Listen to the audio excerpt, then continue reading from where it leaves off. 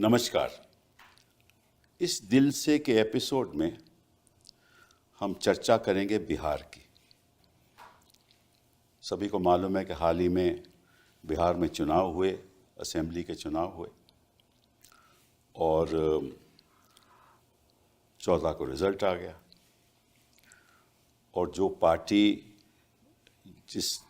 जो 2020 के चुनाव में जिसके लगभग 75 सीटें थी, वो गिर के इस बार उसकी संख्या केवल 25 रहेगी, आरजेडी। और महागठबंधन का टोटल जो सीट आई हैं वो लगभग 35 सीट आई हैं। अब इसके पीछे कार्य क्या है, क्यों ऐसा हुआ, कैसे ऐसा हुआ, उसके बारे में तो हम बाद में चर्चा करेंगे। लेकिन अब अगर बिहार का इतिहास देखिए, आज के दिन भी बिहार सबसे पिछड़ा प्रदेश है। गरीबी देखो तो सबसे ज़्यादा, शिक्षा से संदर्भ में सबसे पीछे, स्वास्थ्य के संदर्भ में सबसे पीछे। फ्लड आते हैं तो बाढ़ ऐसे ही आती है तो गांव-गांव बह जाते हैं और कोई ख़ास सुधार हुआ नहीं। और जो बैकवर्ड कम्युनिटी है बिहार में, जो पिछड़े लोग हैं या बाकी लोग हैं, वही राज कर रहे हैं। 1990 से लेकर 2005 तक लालू जी का राज था, 2005 से लेकर अब तक नीतीश जी का राज था। और इस बीच कई चुनाव हुए। 2005 में नीतीश जी जीते, 2010 में असेंबली के चुनाव में नीतीश जी और बीजेपी साथ थे। फिर 2015 में जब चुनाव हुआ तो उस समय महागठबंधन साथ थे, हाँ, नीतीश जी और आरजेडी साथ थे। और फिर 2017 में नीतीश जी ने पलटी मार दी और वो बीजेपी के साथ चले गए। ये बिहार का इतिहास है। और उसके बाद 2020 में चुनाव हुए तो जो आरजेडी थी उसकी बहुत बढ़िया परफॉर्मेंस रही और जैसे मैंने बताया उसके 75 सीटें आई। तो लबो-लबाव जो राजनीति में बड़ा फेरबदल आया। और इस फेरबदल का कारण क्या है, क्यों ऐसा हुआ, कैसे ऐसा हुआ, कई लोग सवाल पूछ रहे हैं लेकिन कोई उत्तर साफ दिखाई नहीं दे रहा। कुछ शंकाएं तो हैं, उसके बारे में हम चर्चा करेंगे। और इसलिए आज हम इस ऐसी शख्सियत के साथ हैं जो एक कम उम्र में हिंदुस्तान का इतिहास उन्होंने रचा है। वो है तेजस्वी यादव जी। बहुत बहुत धन्यवाद आपका यहाँ आना। हमें मालूम है कि आप वैसे तो क्रिकेटर थे, शुरुआत अपने क्रिकेट से की और आप दिल्ली डेयर डेविल्स में भी टीम में शामिल भी थे। लेकिन वो आपका 2000 मेरे ख्याल 12 में आप 11-12 तक आप रहे, तो आपने फिर छोड़ दिया। उसने 2013 में आपने तय किया कि मैं राजनीति में आऊँगा। और 2015 में जब आप चुनाव लड़े तो आप मतलब कि तब डिप्टी चीफ मिनिस्टर बने बिहार के। 26 साल का था। 26 साल के थे। मेरे ख्याल हिंदुस्तान के इतिहास में ऐसा कभी हुआ नहीं जी। और फिर दोबारा आप डिप्टी मिनिस्टर बने 2022 में। 22। इस बीच में 2017 में नीतीश जी उस तरफ चले गए। उस समय लीडर ऑपोजिशन और लीडर ऑफ ऑपोजिशन थे, वो भी सबसे दोनों एक्सपीरियंस रहा, सत्ता पक्ष का भी विपक्ष का और तभी भी सबसे युवा आप लीडर ऑफ ऑपोजिशन रहे हिंदुस्तान के इतिहास में। तो बिहार में समझ लीजिए कि एक नई शख्सियत की लहर आई थी, मैं समझता हूँ। और बिहार का फ्यूचर आपके हाथ में है। मैं समझता हूँ हार जीत तो होती रहती है, लेकिन बिहार का फ्यूचर आपके हाथ में है। और अगले 5 साल बताएंगे कि क्या होने वाला है, क्या नहीं होने वाला। लेकिन आज जो हम चर्चा करेंगे वो आपसे इस बात की चर्चा करेंगे कि 2020 में तो आपकी 75 सीटें आईं, तो ये कम होकर 25 कैसे हो गई? इसके कारण क्या है आपके हिसाब से? मेरे भी कुछ इसमें ख्याल है, मैं बाद में करूँगा। देखिए, ये बात तो कोई भी डाइजेस्ट नहीं कर रहा। खास तौर पे बिहार की भी जनता से भी बात की जाए आज भी, तो उनको भी ये पच नहीं रहा बात। और मैं तो ये दावे के साथ भी कह रहा हूँ, जो बीजेपी के या जदयू के सत्ता पक्ष के जो विधायक भी चुनाव जीते हैं वो भी विश्वास नहीं कर रहे। अच्छा, देखिए, आपने जैसे पहले बिहार के बारे में जिक्र किया, बिहार सबसे गरीब राज्य है। बिहार में कोई उद्योग कारखाना नहीं है।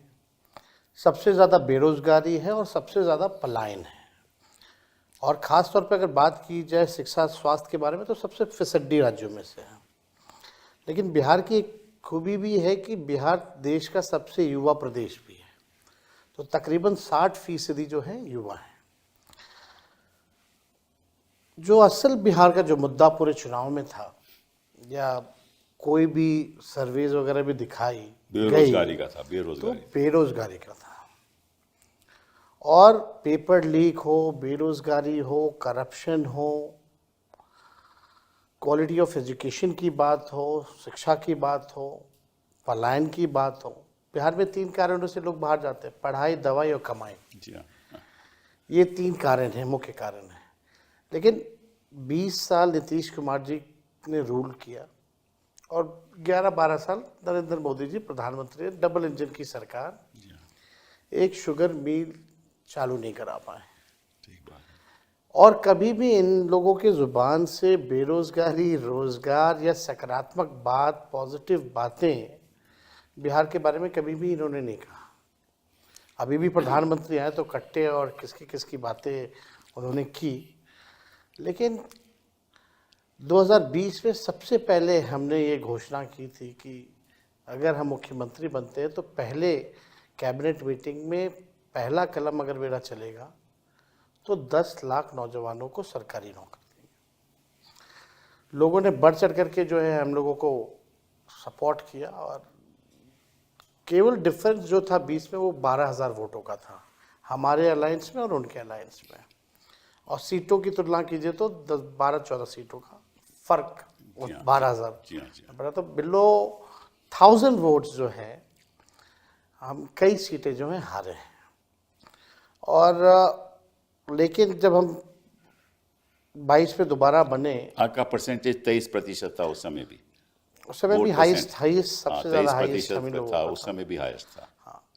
तो उस समय 19 जो लोकसभा के बाद और उसमें लगभग 8 से 10% हम लोगों ने कवर किया था, जी हाँ, अगर 19 की बात की जाए तो। लेकिन फिर अब दोबारा जब हम मुख्यमंत्री बने 22 में, तो हम लोगों ने पहला शर्त ही ये नीतीश जी के साथ था कि भाई एक तो कॉमनवेल्थ फोर्सेस को देश की गद्दी से हटाना है, दूसरा अगर हम आ रहे हैं तो 5 लाख नौकरियां या 10 लाख नौकरियों की कार्रवाई जो है वो होनी चाहिए, वरना लोग हमसे पूछेंगे कि सत्ता में आए तो क्या किया। और पहली बार आरजेडी ने नीतीश कुमार जी के साथ रहते हुए एजुकेशनल डिपार्टमेंट भी लिया और वहाँ से तकरीबन हम लोगों ने कई नौकरियों जो है लगभग उस दौर में 5 लाख नौकरी हम लोगों ने दी, 3.5 लाख नौकरियां प्रक्रियाधीन कराई। हमारे हटने के बाद भी पेपर लीक हुआ। तो मेन मेरा ये कहने का मतलब है कि बेरोजगारी जो था वो सबसे बड़ा मुद्दा था और लोगों ने बढ़ चढ़ करके, हम तो हर जगह कैंपेन गए, जो लोगों का जो गुस्सा जो सरकार के प्रति रहा, जिन लोगों ने लाठियां खाई, वो लोग नहीं चाहते थे कि एनडीए की सरकार जो है दोबारा बने, नया बिहार बनाना चाहते थे, ऐसा बिहार जो पढ़ाई, दवाई, कमाई, सिंचाई, सुनवाई और कार्रवाई वाली सरकार हो। लेकिन आपको एक शब्द में हम बता देंगे कि चुनाव में हुआ क्या। उस बात का जवाब नहीं आया कि क्यों आप समझते हो कि ये हम ये कह सकते हैं कि लोकतंत्र हारा है, मशीनरी जीती है।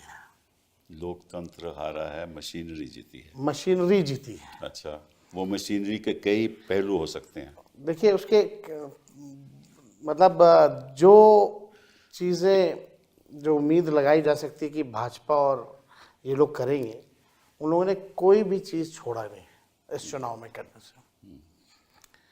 आप देखिएगा जो भी योजनाएं, हमारा जो विजन था, सबसे पहली बार चुनाव में से पहले हमने अपना विजन रखा था कि पेंशन हम बढ़ाएंगे, माई बहन मान योजना भी लाएंगे। ये सारी चीज़ों को देखिएगा तो सरकार ने उसको इम्प्लीमेंट किया और ये 20 साल से इनको याद नहीं आ रहा था कि 400 से भी पेंशन बढ़ाना है। जब हमने कहा तब इन लोगों ने जो है वो इम्प्लीमेंट जो है किया। लेकिन चुनाव के कोड ऑफ कंडक्ट के 10 दिन पहले 10-10 हज़ार रुपये बांटे गए। यानी वैसे अलग अलग योजनाओं के तहत लगभग 40,000 करोड़ रुपए जो है पूरे बिहार में लोग सीधे जो है बांटे गए। आप ये कह सकते हैं कि रिश्वत दी गई है पूरे चुनाव में। लेकिन अभी भी ये बात नहीं समझ में आ तो रहा। फिर आप समझते हो कि ये इस पैसे की वजह से और इस सॉर्ट ऑफ जो राहत दी गई, मतलब एक तो जो 10,000 स्कीम है, 1,40,00,000 महिलाओं, किसानों को भी दिया गया, किसानों को भी दिया वृद्धा गया, पेंशन, सामाजिक सुरक्षा पेंशन के तहत भी दिया गया, और जीविका ये दीदियों को भी दिया गया, सबको दिया महिला रोजगार जो योजना है गया। जी हाँ, उसके हवाले जो है पैसे जो है जिस दिन वोटिंग पड़ रही है उस दिन भी खाते में आ रहे हैं। जी हाँ, ये वो तो ठीक है। तो आप समझते हो कि इस वजह से लोग प्रभावित हुए? मेरे ख्याल से ये अगर आप देखेंगे तो बड़े इंटरेस्टिंग डेटाज हैं। हमारा वोट बढ़ा है, मतलब हमें थोड़ा सा, हमारा 23% आपका परसेंटेज वही रहा है, थोड़ा सा बड़ा भी है। लगभग 32 लाख वोट हमारा बढ़ा है जी हाँ, पिछले चुनाव के मुकाबले। जी हाँ, जी हाँ, तो बढ़ा है तो मतलब हमको औरों का भी वोट मिला है, सबका वोट मिला जी हाँ, जी है। यानी अगर पूरी गठबंधन की बात की जाए तो 1,90,00,000 वोट हम लोगों को जो है मिले हैं। जी हाँ। अब ये बात ये समझ में आ रहा है कि भाई डेटा अगर आप देखें तो बैलेट में जो पोस्टल बैलेट जो वोटिंग वो होती है, उसके बाद में अभी चर्चा करेंगे। जी। बट वोट आपका बढ़ा है, इसमें कोई शक नहीं, वोट बढ़ा है एकदम। इसमें शक नहीं। आपका परसेंटेज भी 23% रहा है और बीजेपी का लगभग मेरा ख्याल 20% है और नीतीश बाबू का थोड़ा 18% है। वो तो हमें मालूम है, लेकिन अगर उनका मिला लिया जाए तो उनकी जो परसेंटेज है आपसे कहीं ज़्यादा है। तो लोग ये भी कह सकते हैं कि ठीक है, आप 23% रहे, बाकी लोगों से आपको वोट नहीं मिले। ये एक विषय हो सकता है और जिस पे चर्चा हो सकती बट ये भी एक है ना कि 20 साल पुरानी जो सरकार है वो भी ठीक है आपकी बात। और उसकी एंटी इनकम्बेंसी जो है 16% वोट उनको बचाने के लिए नहीं पड़ रहे हैं।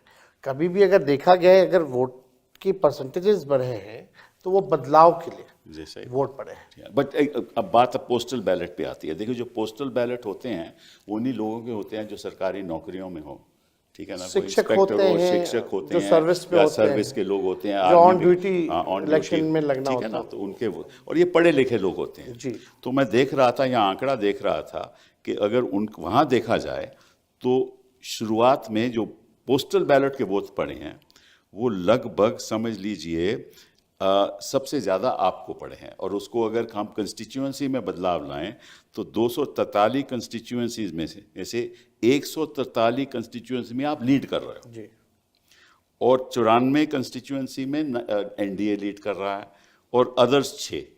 मतलब कि जो पढ़े लिखे लोग हैं वो बदलाव चाहते थे, ठीक है। और जो गरीब लोग हैं जो आपके साथ थे, ये नतीजा ये बतलाता है कि वो बदलाव नहीं चाहते थे। तो ये तो एक अद्भुत सी बात नहीं, है। मेरे ख्याल से बदलाव सब चाहते थे।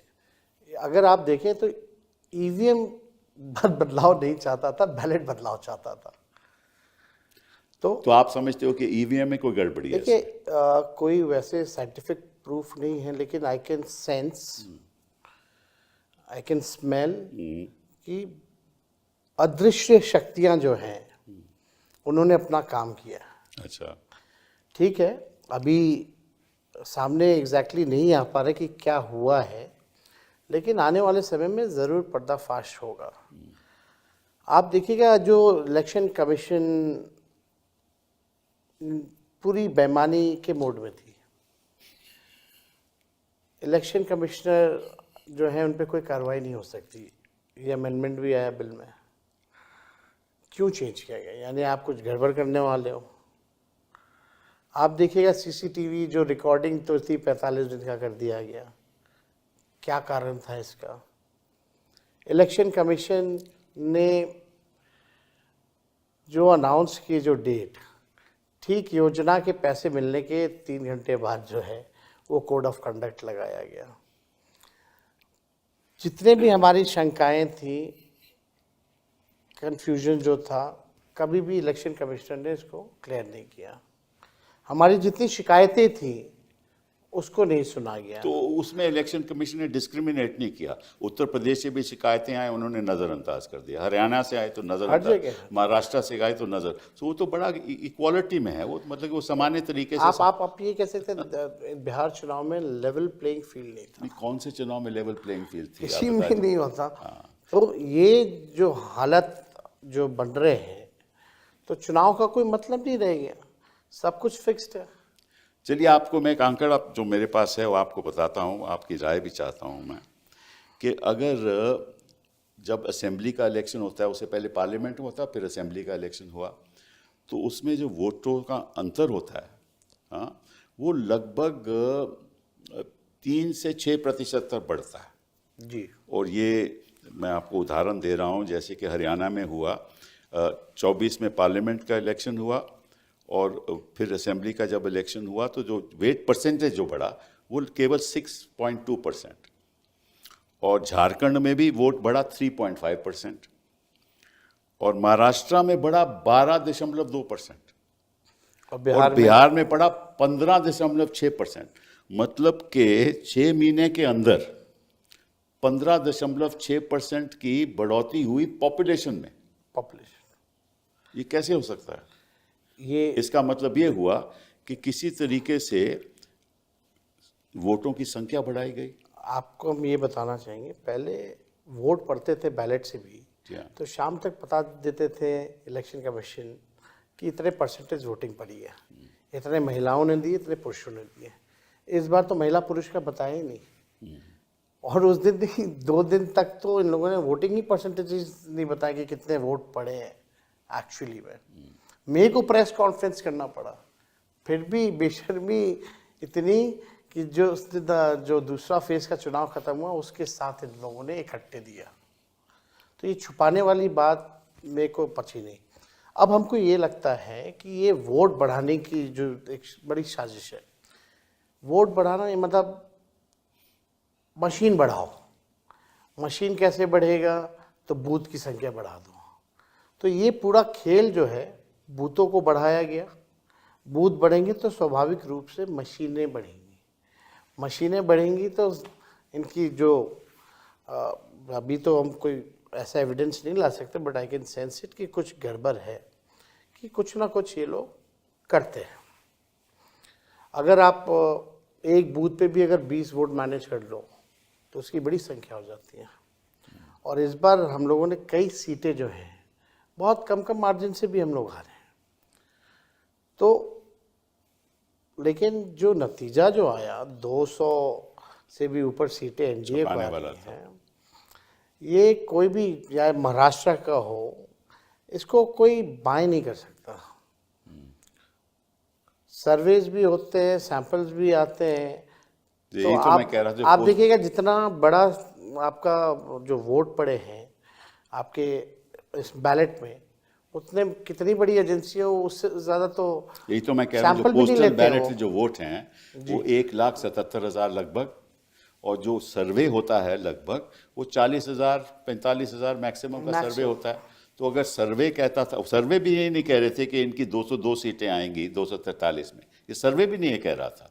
लेकिन अगर आपका सैंपल पोस्टल बैलेट पर 1,77,000 है, जो सर्वे जो करते हैं उनसे कहीं ज़्यादा है, तो नतीजे हैं वो उस तरीके से आए क्यों नहीं। और इस पे बारे में जो हम चर्चा कर रहे हैं, आपको बड़ी शंकाएं हैं कि किसी तरीके से ये मैनेज हुआ है। मतलब आप अगर बिहार देखें तो एक बड़ा प्रदेश है, सीमांचल का इलाका है, मगध का इलाका है, चंपारण का इलाका है, पूर्वांचल इलाका है, कोसी का इलाका है, तो वहाँ तो हर जगह एक ही पैटर्न से सीमांचल तो ओवैसी साहब ने आपको बोला, तो देखिए वो वहाँ भी अभी काफ़ी चीज़ें जो हैं, डेटा आएगा उस हिसाब से हम लोग बात करेंगे। लेकिन वो भी पोजीशन वहाँ बहुत बढ़िया था हम लोगों का, जो ग्राउंड जो रियलिटी थी, बहुत सब लोग एक पक्ष में जो है। तो पिछली बार तो आप लोगों को बहुत सीटें आई थी उस तरफ से, वहाँ से नहीं, वहाँ से भी हमेशा आता रहा। खैर जो भी बातें हैं, सीट तो हम कह सकते हैं कि ये पूरा चुनाव जो है बड़ी बेईमानी हुई है, और जैसे हमने पहले भी कहा कि मशीनरी की जीत हुई है। तो मशीनरी, बिहार में जब चुनाव तो इकलौता राज्य होता है। मैं आपको एक उदाहरण देना चाहता हूँ, जो मैंने खुद एक प्रेस कॉन्फ्रेंस की थी और शायद आपने देखी भी हो कि हरियाणा से कुछ स्पेशल ट्रेन चली थी। स्पेशल। तो जो सवाल उठाए गए कि भाई आप स्पेशल ट्रेन क्यों चला रहे हो, क्योंकि सीधे वो बिहार जा रही थी, हरियाणा से बिहार जा रही थी। तो चुनाव आयोग ने ये बताया और रेलवे मिनिस्ट्री ने बताया, और जब हमने सवाल उठाया कि भाई ये ऐसा है कि ये सडन अनशेड्यूल्ड जब रश हो जाता है तो फिर हम अनशेड्यूल्ड ट्रेन चलाते हैं ताकि लोगों को तकलीफ ना हो। तो जो चुनाव जो था, आपको मालूम है कि 6 तारीख का चुनाव था और छठ पूजा 28 को ख़त्म हो गई थी, अक्टूबर को, ठीक है ना। और इन्होंने कहा कि छठ की वजह से, फिर हमने सवाल उठाया कि भाई छठ तो 28 को ख़त्म हो गई, लेकिन ट्रेन तो 3 तारीख को चली, 3 नवंबर को चली। Exactly. और उसमें जो वीडियो दिखाया गया उसमें लोगों ने ये कहा कि सैनी साहब ने हमें हरियाणा से भेजा है बीजेपी को वोट करने के लिए। और वो वीडियो हैं, चुनाव आयोग के पास वो वीडियो हैं, हमने उसको पब्लिकली डिस्प्ले किया। और ऐसी ट्रेन 4 चली, हर ट्रेन में 1500 लोग थे, मतलब कि 6000 लोग हरियाणा से बिहार जा रहे हैं। और खर्चा सरकार बीजेपी कर रही थी, ये भी उन्होंने कहा कि बीजेपी खर्चा कर रही है, हमें पैसा उन्होंने दिया है और हम वोट बीजेपी को करने जा रहे हैं। ये चुनाव आयोग के सामने प्रूफ था।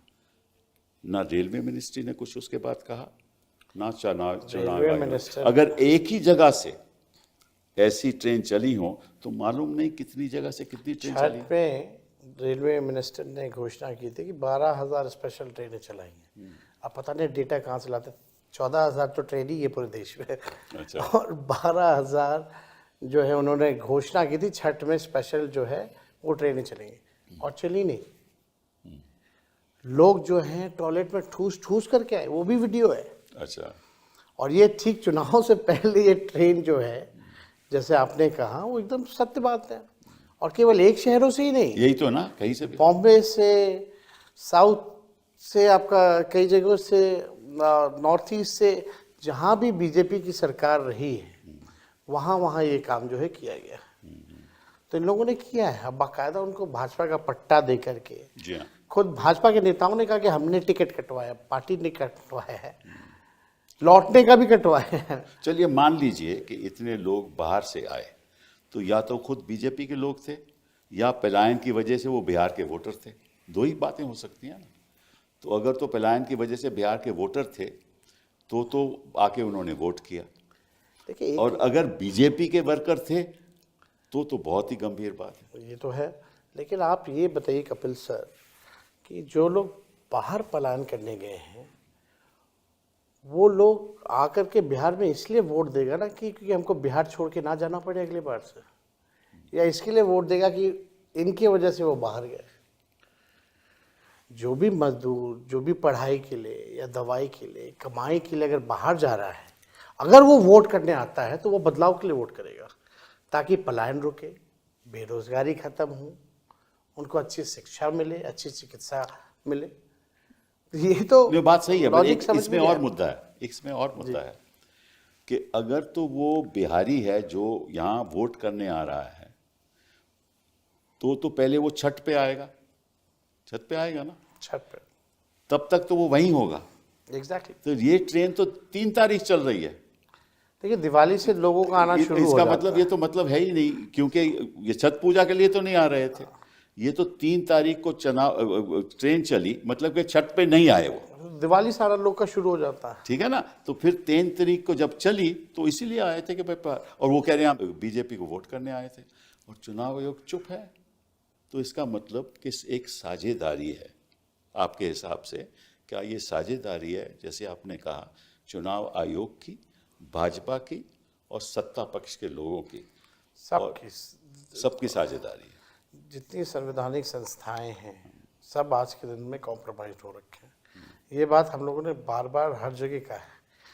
अल्टीमेटली ये देश पे लोकतंत्र को ख़त्म करके राजतंत्र लाना चाहते हैं। आरएसएस का एजेंडा ये लोग जो है लागू करना चाहते हैं। ये डेमोक्रेसी को एकदम ख़त्म करके संविधान को बदलना चाहते हैं। कुछ लोग कहते हैं, मुझे नहीं मालूम, मैं कुछ लोग कहते हैं कि प्रदेशों पे अगर ये हावी हो जाएं और अगर इनकी सरकारें बन जाएं तो निश्चित रूप से इनको 2/3 बहुमत मिलेगी ताकि संविधान बदल सके, और संविधान बदल लेंगे तो फिर ये कुछ भी कर सकते हैं। लेकिन एक और बात पे हम चर्चा शुरू करना चाहते हैं, वो है SIR पे, स्पेशल इंटेंसिव रिवीजन, जो इन्होंने तय किया कि हम करेंगे। तो आपको मालूम है कि स्पेशल इंटेंसिव रिवीजन एक ऐसा रिवीजन होता है जो नए तरीके से वोटर की जानकारी पता चले, मतलब पुराने लिस्ट को अलग करके नया लिस्ट बनाया जाए। और उसके लिए आप हाउस टू हाउस सर्वे आपको करना पड़ता है, लेकिन इन्होंने वो तो किया नहीं। इन्होंने एक इनोमिनेशन फॉर्म दे दिया और कहिए कि आप इसमें भर दीजिए, और जिसके इलेक्टोरल रोल में 2003 के इलेक्टोरल रोल में जिसका नाम है उसको भी भरना पड़ेगा। अगर नहीं भरेगा तो फिर उसका नाम वोटर लिस्ट से कट जाएगा और उसको दोबारा अप्लाई करना पड़ेगा कि वोटर लिस्ट में मेरा नाम आए। ठीक है ना? तो ये विरोध हम वकीलों ने भी किया, कोर्ट ने सुनवाई भी की और अभी बात चल भी रही है।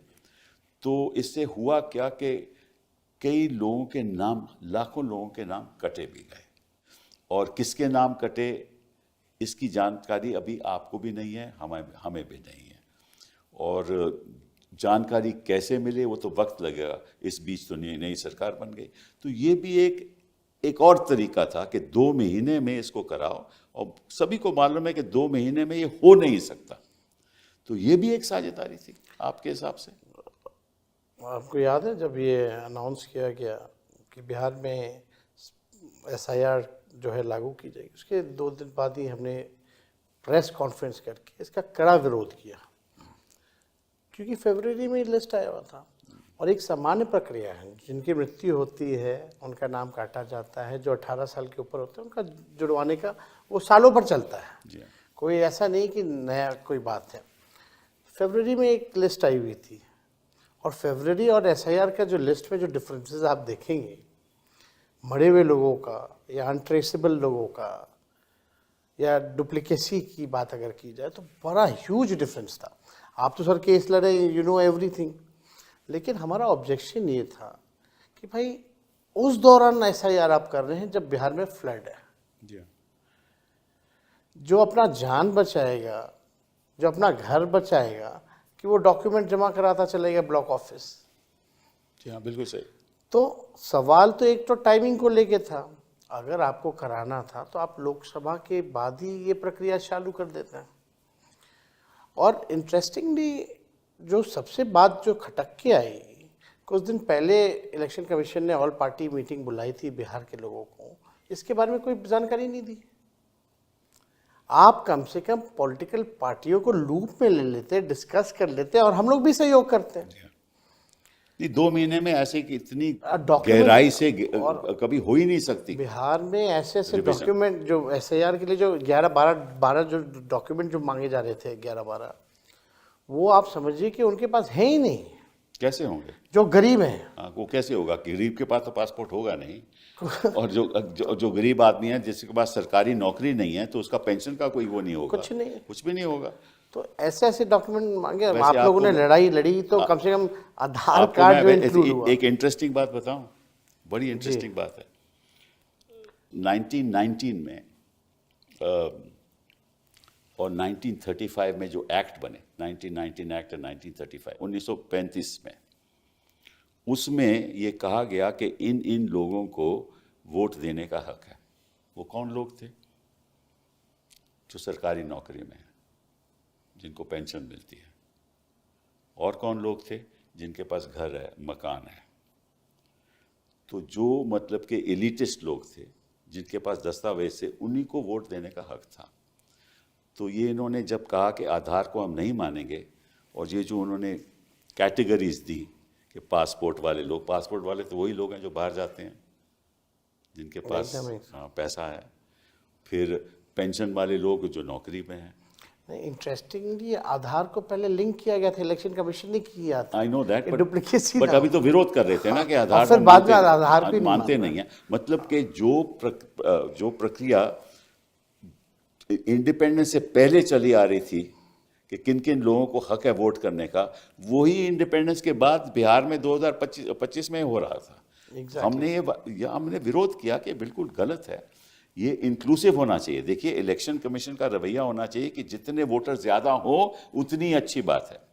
क्योंकि आपको मालूम है, जब गृह मंत्री जी बिहार में पहली बार गए तो उन्होंने क्या कहा कि हम तो ये चाहते हैं कि ऐसा हो, रिवीजन हो, ताकि जो घुसपैठिए हैं एग्जैक्टली जो आए हैं बिहार में उनका वोटर लिस्ट में नाम नहीं होना चाहिए।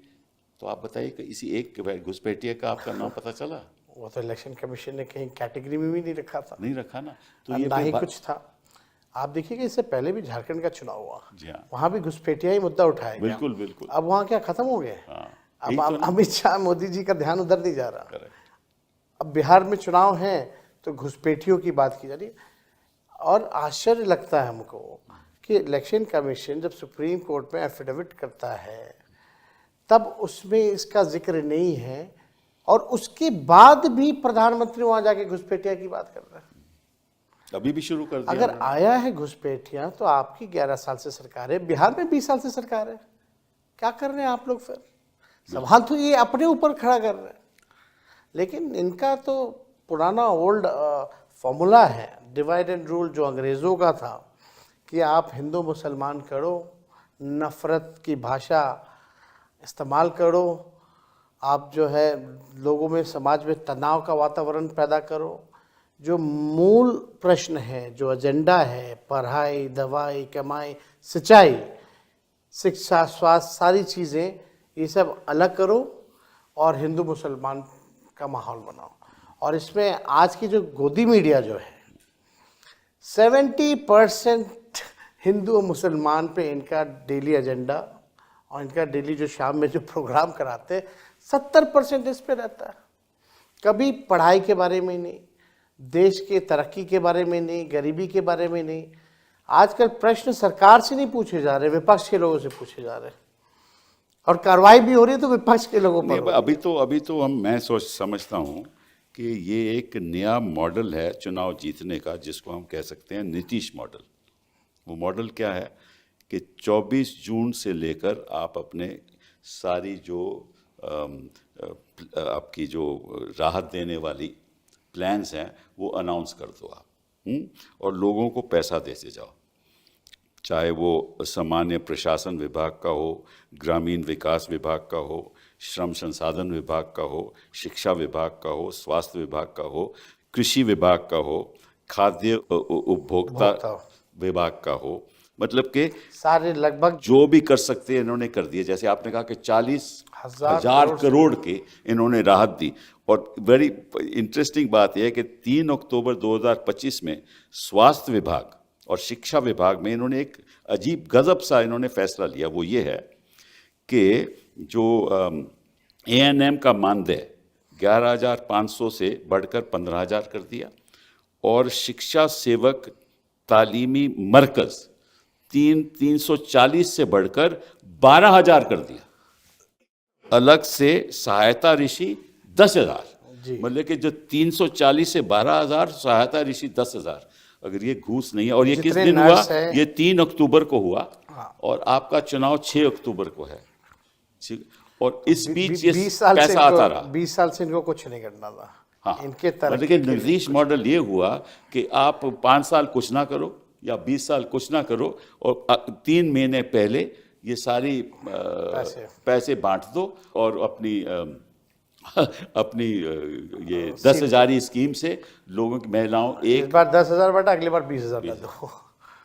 तो मतलब कि ये इस मॉडल से देश चलेगा आपके हिसाब से? देखिए, ये तो अद्भुत है।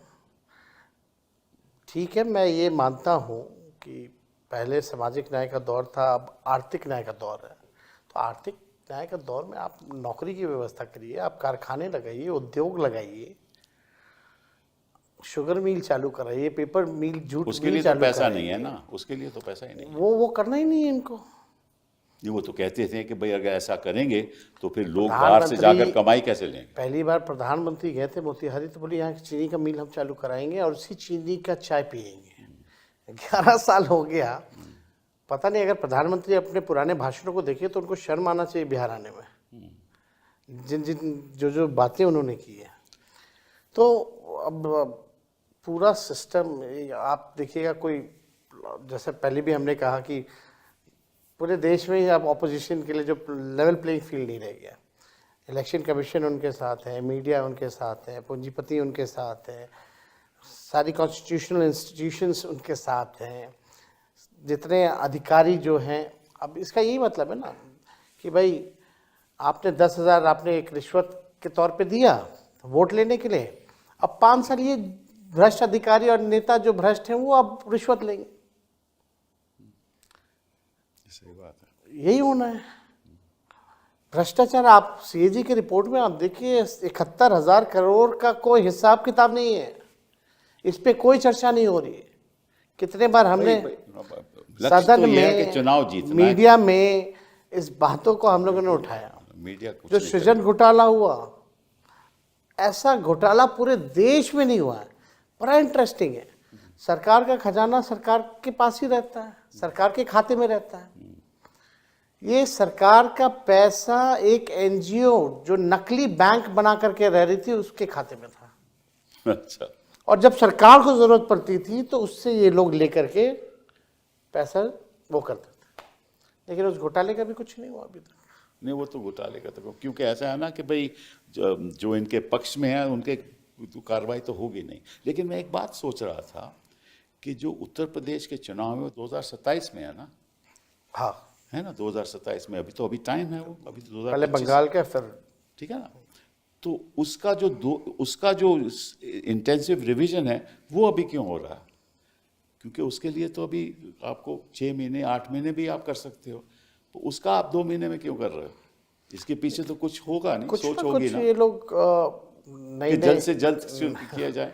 नए नए चीज़ें जो हैं ये लोग कुछ ना कुछ सोचते रहते हैं, कर रहे होंगे। लेकिन ये जो हिंदी बेल्ट जो है ये इनके लिए सबसे इम्पोर्टेंट है। यूपी, बिहार और आपका बंगाल का जो इलाका है, ये बिहार में आज तक भाजपा अपने बल पे नहीं आई है, तो बिहार तो इनके लिए एकदम टारगेट था ही था। जी हाँ। तो इन्होंने जो करना था वो किया। अभी अगला बंगाल है, बंगाल में भी इसकी जो है शुरुआत की जाएगी। वहाँ तो जो घुसपैठियों की बात तो और जोर शोर से की जाएगी, बिल्कुल, और कम्युनलाइज करेंगे लोग चुनाव को। नहीं, बट वहाँ तो प्रॉब्लम थोड़ी और है ना कि जो बांग्लादेश से लोग आए हैं वो तो हिंदू लोग हैं ना, मुस्लिम तो नहीं आए ना, तो वो थोड़ा मुश्किल है। तभी तो ममता जी ने ये बात कही है। लेकिन इस बात को छोड़िए, एक और बात जो आई थिंक जनता को मालूम भी है, चुनाव आयोग को भी मालूम है, कि जब ये पत्रकार लोग वहाँ जा रहे थे, वहाँ जब बीएलओ से बातें हो रही थी, तो बीएलओ तो खुद ब खुद इन्यूमरेशन फॉर्म बिना हस्ताक्षर के, तो आपके वो जो पत्रकार जो हैं, हाँ करेक्ट, उन्होंने हजारों ऐसे वीडियो दिखाए उन्होंने, हजारों वीडियो दिखाए और उसमें ये कोई दिखाने पे उन पे मुकदमा भी हुआ, हाँ करेक्ट, और कोई कार्रवाई नहीं हुई। कोई कार्रवाई नहीं।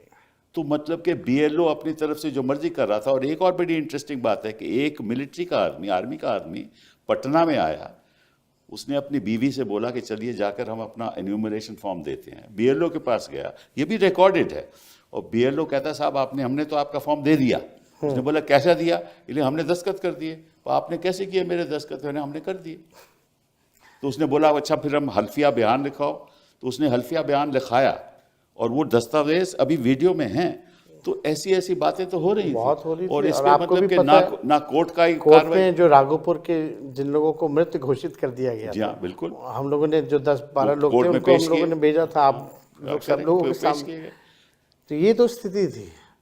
फिर भी इतना हंगामा हो रहा है, हर चीज़ हो रहा है, एक बार भी इलेक्शन कमिश्नर सामने आके डाउट या कंफ्यूजन जो है क्लेम नहीं। चलिए ये तो हो गई डाउट की बात। अब थोड़ा मुश्किल सवाल भी, आपका जो महागठबंधन, इसमें भी बड़ी लोगों को दुख था कि एक स्तर से बात नहीं हो रही, और आपकी सीट की जो होना चाहिए था, पहले होना चाहिए था, वो आखिर तक आप लोग झगड़ा कर रहे थे। तो क्या प्रॉब्लम क्या थी? देखिए तो झगड़ा, इससे भी बड़ा अच्छा मैसेज नहीं गया। देखिए मेरा साफ मानना ये रहता है, विनेबिलिटी देखनी होती है। विनेबिलिटी को ही देखते हुए आप डिसीजन लीजिए। अगर आप एक जगह मजबूत हैं, आप वहाँ लड़िए। हम जहाँ मजबूत होंगे हम लड़ेंगे। लेकिन हर पार्टियां चाहती हैं कि भाई ज़्यादा से ज़्यादा सीटें जो हैं वो लोग लड़ें, और ये पॉसिबल नहीं हो पाता। और जो महागठबंधन जो बिहार में बेसिकली आप देखें तो वहाँ 6-7 पार्टियां थी, जी हाँ। नंबर भी ह्यूज थे, वो भी टाइम टेकिंग प्रोसेस था। 3-4 पार्टी यहाँ चाहती थी भाई एक सीट पे, आपको उनका भी शुरुआत इंटरेस्ट था। पहले कर देनी चाहिए थी, क्योंकि नहीं, आखिर तक क्यों छोड़ा आप लोगों हम ने? लोगों ने बाकायदा हर चीज़ की शुरुआत की थी, लेकिन कुछ जो सीटें जो 8-10 जो सीटें थी वो फ्रेंडली फाइट में भी थोड़ी वो प्रॉब्लम आ गई। फ्रेंडली फाइट हम लोग जो है वो हम लोग लड़े। हालांकि ये तो हर दूसरी तरफ एनडीए में भी बहुत ही इसकी खिचपिच हुई। उनके लीडर्स ने तो खुल करके ट्वीट भी किया कि हम संतुष्ट नहीं हैं, हमारे साथ नाइंसाफ़ी हुई है, ये भी क्या, लेकिन लोग साथ में थे। फिर अल्टीमेटली ये इतना बड़ा मुद्दा नहीं है। मुद्दा फिर भी ये है कि अगर हम बैलेट में 143 सीट जीत रहे हैं तो मशीन में जाकर के वो ट्रेंड कैसे चेंज हो जाना, उल्टा ऑपोजिट कैसे हो जाना। मतलब पढ़े लिखे लोग आपको वोट दे रहे हैं तो गरीब लोग आपसे मतलब कि नाराज हैं, यही हुआ ना? सबसे ज़्यादा सरकार में तो गरीब परेशान है, जी हाँ। लाचार है। शराबबंदी के नाम पे आपको हम बताना चाहते हैं, इंटरेस्टिंग डेटा है, 9 लाख जो है मुकदमे हुए हैं, 9 लाख में से लगभग 14 लाख लोग जेल में हैं, और 99% शेड्यूल्ड कास्ट ईबीसी कम्युनिटी के लोग हैं। जी हाँ, करेक्ट, ये बात सही है आप। तो इतने लोग परेशान हैं। आप अगर 14 लाख लोग जेल में हैं तो इक्वल अगर 5 से गुना कीजिए, अगर इस कम्युनिटी के लोग भी जो भोगी रहा है इनका, वो भी जाकर इनको कैसे वोट देगा? चलो दूसरा मुश्किल सवाल वो ये है, ये कहते हैं कि साहब ऐसा है कि जब प्रचार हो रहा था तो लोग कह रहे थे कि हम वो वापस जंगल राज नहीं लाना चाहते, ये कह रहे थे लोग। हाँ, मतलब कि वो देखिए, वो तो शुरू से कभी भी केवल जंगल राज मतलब कि और परिवारवाद। हाँ, उनको पासवान जी के परिवार चिराग हैं, उनके जीजा जी हैं, एक जीजा जी आयोग में हैं, उनके सब लोग जो हैं चाचा से लेकर के सब लोग जो हैं वो तो बड़े काबिल लोग हैं ना। वो तो मांझी जी के परिवार। इंटरेस्टिंगली आपको हम बता देते हैं, अभी ओथ हुआ बिहार में मंत्रियों का, जो ना एमएलसी है ना एमएलए है वो ओथ ले रहा है। भाई वो कौन है? तो उपेंद्र कुशवाहा जी का बेटा है। अच्छा। पत्नी एमएलए है, बेटा चुनाव लड़ा नहीं, ना एमएलसी है, फिर भी मंत्री बनाया गया। तो तो अगर आप देखेंगे तो 60-70% मंत्रिमंडल जो उनका परिवारवादी है। और जितने लोग जीत करके आए हैं, भाजपा ने जो टिकट डिस्ट्रीब्यूशन की है केवल परिवार के लोगों को की है। और आप लीडर उभर के आए हैं और आप पे ऊपर आरोप परिवारवाद का। मेरे अलावा तो और कोई परिवार का कोई लोग व्यक्ति चुनाव नहीं लड़ा इस बार, जी हाँ, केवल हम ही लड़े। खैर वो भी बात नहीं है, लेकिन आप देखिएगा जंगल राज की बात करते हैं तो there has to be some base, है ना। अगर हम डिबेट करें तो आप आंकड़ों से डिबेट कर सकते हैं इफ़ यू हैव डेटा। तो एनसीआरबी के जो डेटा कहते हैं कि 2005 से लगातार जो है क्राइम बढ़े हैं, 70,000 तो 20 सालों में हत्याएं हुई हैं। नहीं, अगर जंगल राज था, 70,000 चलिए मान भी दीजिए जंगल राज था, तो 2020 में आपको 75 सीटें कैसे मिली? हमेशा सिंगल लार्जेस्ट पार्टी रहा। ठीक है ना, तो अगर तब भी तो जंगल राज था, ऐसा तो नहीं कि 2025 में ही जंगल राज रहा, 2020 में भी था देन, फिर आपको 75 सीटें कैसे मिली? ये देखिए, जनता ये बाय नहीं करती है, ये जंगल राज ये वो, ये बेकार की बात है। हम भी सरकार में थे ना, हम भी मुख्यमंत्री बने, कौन सा ऐसा माहौल खराब हो गया कि महिलाएं घर से नहीं निकलती थी? सही बात है। हम भी राज्य के तब तो आप 5-5 पोर्टफोलियो था तो मेरे आप पास। ठीक ठाक थे, उनके साथ आप सरकार चला रहे थे, डिप्टी चीफ मिनिस्टर थे, कोई जब मेरे पे केस मुकदमा था तो नीतीश जी ने कहा कि इस पे फर्जी केस है। करेक्ट, बट 2017 में आपका लैंड फॉर जॉब्स आपके खिलाफ हो गया, जब उन्होंने पलटी मार दी। बिहार में पलटी बोलते हैं, इसलिए मैं कोई ऐसी बात नहीं कर रहा, तो बिहारी अल्फाज इस्तेमाल कर रहा हूँ। उन्होंने जब पलटी मारी तो तुरंत आपके खिलाफ केस हो गया लैंड फॉर जॉब्स। फिर कोई उसके बाद कुछ नहीं हुआ। एक बार दोबारा जब हुआ तो फिर वही केस पे कोर्ट कहने लगा कि आप आइए, आप हाजिरी भरिए, जब चुनाव था। ये तीनों केसेस इंक्वायर्ड होकर के क्लोज हो चुके हैं। फिर भी बार बार ये किया जा रहा है। देखिए ठीक है, तंग कर सकते हैं, और क्या, मशीनरी का मतलब कि दुरुपयोग कर सकते अदालतों का इस्तेमाल करो, पैसे का इस्तेमाल करो, हाँ, और मतलब कि हैं। ब्यूरोक्रेसी भी आप और अपने हिसाब ब्यूरोक्रेसी से का इस्तेमाल करो, उन्हीं लोगों को मीडिया बैठाओ जो मीडिया का इस्तेमाल करो, उद्योगपतियों का इस्तेमाल करो, हाँ, और षड्यंत्र कुछ भी अपनाओ, क्योंकि लक्ष्य यह है कि चुनाव जीतना। बाबाओं का भी इस्तेमाल करो। जितने इनके जो लोग हैं वो भी नहीं छोड़ते ना ये। जी हाँ। खैर इनका अपना काम है, तानाशाही ठीक है, कुछ दिन और चलेगी, लेकिन ये हमेशा चलने वाला नहीं है। और हम जैसे नौजवानों को जो है खड़े रहना पड़ेगा। इनके डराने धमकाने से डरना नहीं होगा, इनके लालच देने पे हम लोगों को लालची नहीं बनना पड़ेगा, बल्कि हम लोगों की जिम्मेवारी है इस देश के लोकतंत्र और संविधान की रक्षा करने के लिए। ये कुछ भी करेंगे, हमारे नेता लालू जी ना झुके, ना ये पार्टी कभी बीजेपी के साथ कॉम्प्रोमाइज़ किया, ना तेजस्वी कभी कॉम्प्रोमाइज़ करेगा। हम लोग लड़ने वाले लोग हैं, जीतता वही है जो लड़ता है। ठीक है, समय हमारे साथ है, जनता अन्याय देख रही है, समय आएगा ये सब इनकी जो भावना है देश के संविधान को मिटाने की, एक तरफा राज करने की, इनका सपना ज़रूर टूटेगा। इसी बात से हम आपसे बड़ा शुक्रगुजार हैं कि आप हमारे शो पे आए। बहुत बहुत धन्यवाद। शुक्रिया।